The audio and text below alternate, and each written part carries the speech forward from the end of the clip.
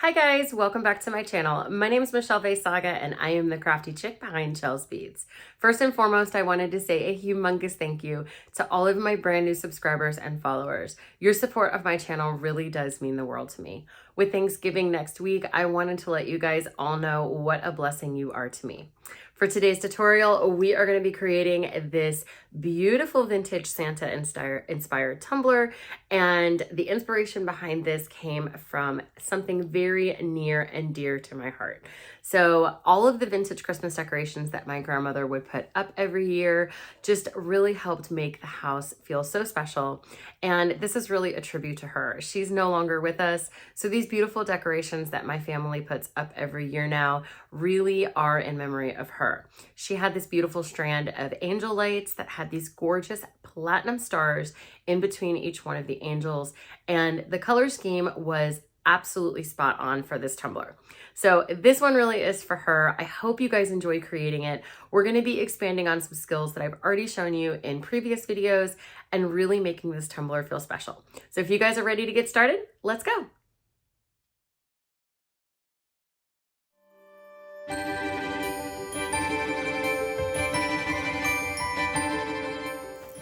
So guys, I do have to apologize. There are a couple pieces of footage from this video that I was not able to get into the editing because somehow it is stuck in my iCloud and will not download. One of those pieces is the spray painting of this cup. I used Candy Floss Pink from Rustoleum and a beautiful Sage Green from Montana Gold. You just want to make sure that this spray paint is fully dry before moving on to our Tack It Method glitter. So to do that, you're going to take Eileen's Tack It Over and Over and apply it using one of these very soft Mod Podge brushes, which I will have linked and listed in the description box below. Once this Mod Podge has been smoothed on and dried, we are ready to apply our glitter. For this, I used Make It Pink from Peachy Olive and 10, 12, 13. These two colors have a beautiful opal flash to them, so they work well for this Tack It method. You basically want to choose glitters that when you burnish them in, they will give you the type of flash or shine that you are looking for. To apply these two colors, I'm going to be doing it as an ombre, and to do that, I'm going to be concentrating my heaviest coverage towards the rim. Then I'm going to be angling my cup down and letting it cascade and fall to just about the line where the colors meet. My second piece of footage that got deleted was applying the 10, 12, 13. So I do have a small clip at the end to show you what both colors look like together. If you have any further questions, just leave them in the comments below and I will be happy to try to help you out. Basically, you're just going to apply the 10, 12, 13 the same way that you see me applying the Make It Pink here. Once both colors of glitter are on the cup, you're going to take your finger or the palm of your hand and you are going to burnish it in. This is basically the Tack It method, and what we are doing is just letting whatever glitter is able to stick to the surface of the cup do so, and any excess fall off. It's going to create a very nice shiny lame finish, which helps add to that vintage mercury glass look that I was going for. Once you have all of the glitter burnished in, make sure that you don't forget about your bottom because we did glitter the bottom as well. We are going to be ready to move into adding our first coats of epoxy. I went ahead and mixed up 25 milliliters of Tumbler coating epoxy from the Epoxy Resin store, and I'm just going to be applying this layer on really nice and smooth. I am adding a generous coat of epoxy for this first layer because we are going to be adding some dimension directly into this layer of epoxy. I wanted to kind of just accent the colors that we used, so I will be coming in after we get this smoothed out, and we are going to be hand sprinkling in some glitter colors. One of the reasons why I liked to do this for this particular cup is I feel like it gives us that depth that we're looking for without necessarily taking away from those vintage base colors. You want to also let your cup turn on the turner for just a few minutes to get smooth before we move on. So here you see me adding sprinkles of the 10, 12, 13 directly over that area of the cup. You just want to kind of give it a really nice high flash. Be careful, since it's a fine glitter, not to let it clump up too much in any one area. For the pink part, for some reason this footage also got deleted, but I sprinkled in a really generous amount of Chit Chat from Peachy Olive Glitter. It is my new favorite pearl pink, and it adds just something amazing to this cup. You see me going in here with a chunky blend of glitter. This is from Nicole Merritt. It's called Sanrio, and I'm not sure if this glitter is available anymore, so a good alternative would be to use a sprinkling of Pandora from PDB. The sticker that we will be putting on in the next step came from an image I got off of Etsy, which I will have listed and linked down below. So to get started with painting our stars, we're going to take a Goddess from Peachy Olive Glitters and Liquitex Basics Gloss Varnish. This is what we are going to use to create our paste-like medium in order to paint on our stars. Put 5 milliliters of the gloss varnish into a medicine cup, and we are going to start off by sprinkling this glitter over the surface of that gloss varnish. Don't add too much yet, because I do this in stages to make sure that it doesn't get too thick too quickly. After I stir it and make sure that it's incorporated, I will go ahead and check the consistency by letting it drip off of the end of the paintbrush that I am using to mix it with. I do have to go back in and add glitter at this point because the mixture was too thin. If you see more of a bluish hint to your mixture, then you know you have too much gloss medium in there. I went ahead and sprinkled on another coating across the top of the surface, and I mixed this in. This ended up being more than enough glitter, and as you can see, it's taken on a more golden hue and is more saturated. As you can see here, this is the consistency that we are looking for to paint our stars. As soon as you get that ready, go ahead and set it aside and move on to peeling back your sticker cal and getting it placed. I didn't bother to measure this because really I was just looking to place it randomly somewhere between those two colors. So give your little glitter mixture a stir at this point, and then we will be ready to apply it. To apply this, I'm using 2 different fine liner brushes. The first approach is actually going to be to add a fairly decent, generous sized dot of this mixture using the thicker of the 2 brushes. Then I'm going to switch to my pinstriping liner brush, and I'm going to drag this dot out. I also load this brush with a little bit of the medium just so I have product on the brush already to make sure that this flows smoothly. As you can see, you're really just manipulating those particles of glitter and dragging them to create the kind of points on your star that you would like. This is similar to creating those daggers on that Howling Cat tumbler, only we're just manipulating this method to create some stars. I go ahead and dip into my little cup of glitter mixture as I need it, just to make sure that I have enough product dragging out. Remember, the gloss medium base is going to end up drying clear, so the only thing that you're going to be left with is the actual gold glitter. That's why you want to make sure you have adequate coverage on your star points. And as you can see here, it's just a matter of kind of touching up the general outline that you're able to drag out. As you can see me here, I'm just continuing to add medium and drag the daggers of my stars out. And once you're happy with the way it looks, you can move on to placing your next star. I do kind of fuss with each one of my stars a little bit just to make sure that I have the daggers the way I want them to look.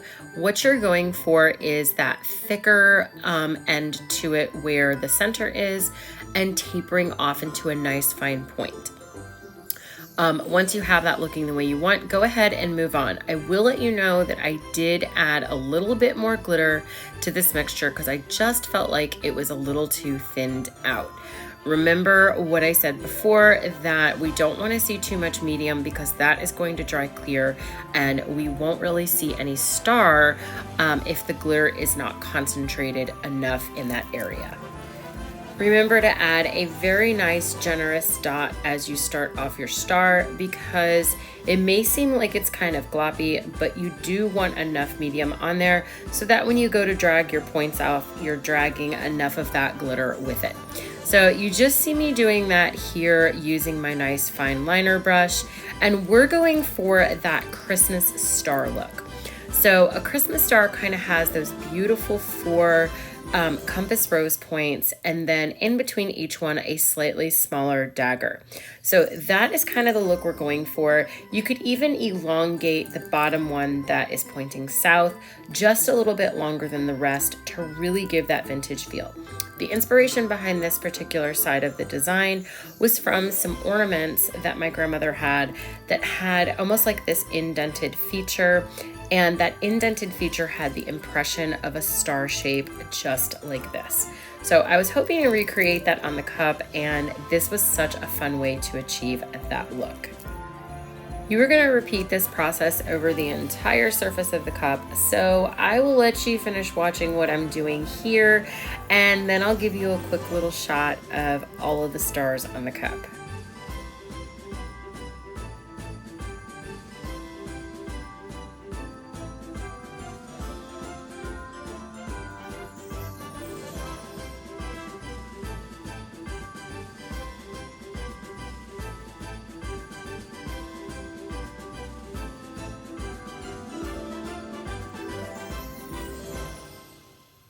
After placing all of the stars around your cup, we are going to do a little bit of cleanup if necessary.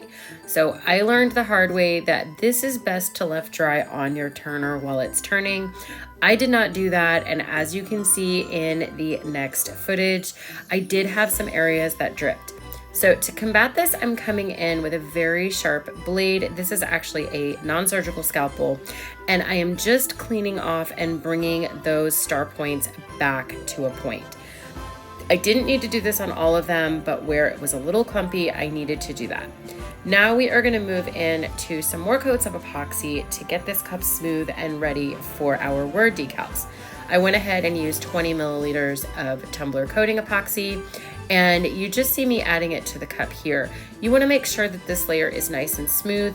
You will feel those stars underneath because they are slightly raised and dimensional.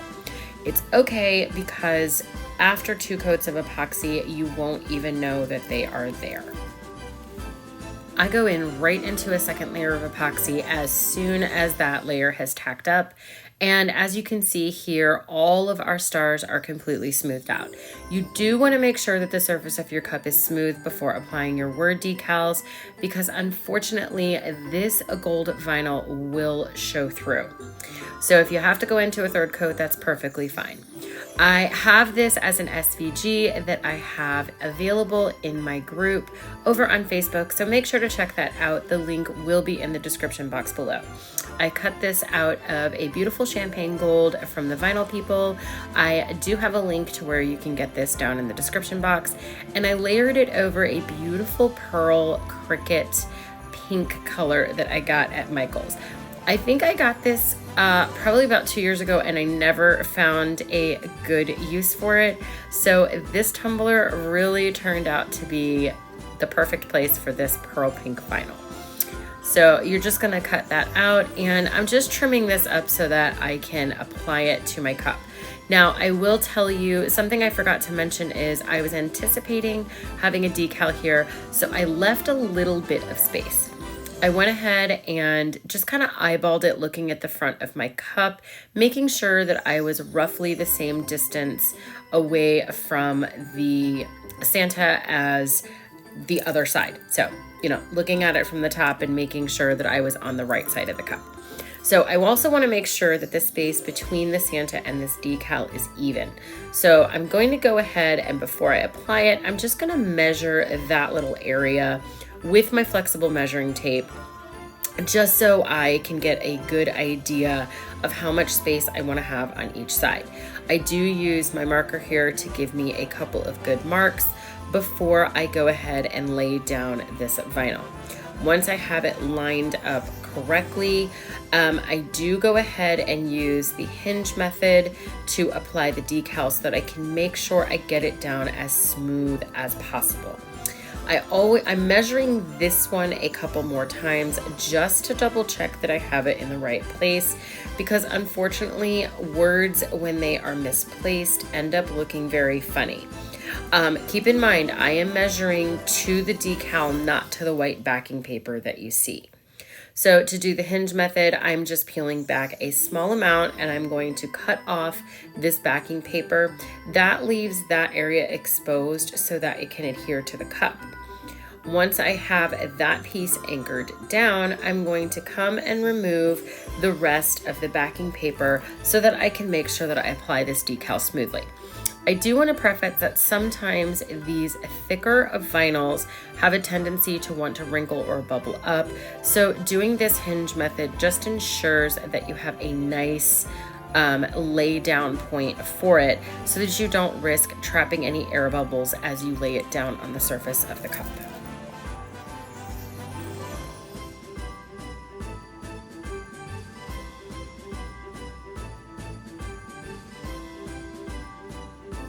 Once you have it adhered, I go through preliminarily and I just kind of smooth it out with my fingers, making sure that I have it as smooth as possible. If you have a squeegee tool that has that felt edge to it, this is a great time to break that out and just kind of burnish it a little bit further. This vinyl is really sticky though, guys, so I did not have a problem. Now, to remove your transfer tape, I like to hold it as close to the surface of the cup as possible as I'm pulling it off. The reason for this is, as you can see here, because it's layered vinyl, you risk potentially pulling up that top layer from that bottom layer if your transfer tape is a little bit more tacky like mine is. So here you see we have both decals on, and now the last steps are just to get our final coats of epoxy on here. I will mention that after I got the Santa baby on there, I did sand the rim of my cup to expose a nice fine edge of stainless steel so that these final coats of epoxy can adhere to that. You see me here applying 20 milliliters of my Tumbler coating epoxy to this cup, and then I go directly in with a second coat of epoxy. I probably let this turn for about 4 hours before I did that second and final coat, and then it was good to go. I also want to mention, guys, that because we did glitter the bottom of this cup and I did apply epoxy to it, I did have to go in with one more final coat because when I took it off the turner, the bottom was a little wobbly. I can show you how I fixed that in another video, but if you do end up having that problem, just go ahead and sand down the bottom and you can add one more final coat of epoxy to the rest of your cup. I do not like to add to just the bottom because unfortunately you risk getting a weird line of epoxy up on that bottom rim of the cup and it's not really nice to look at. So just go ahead and recoat the whole cup with a thin coat and you should be good to go.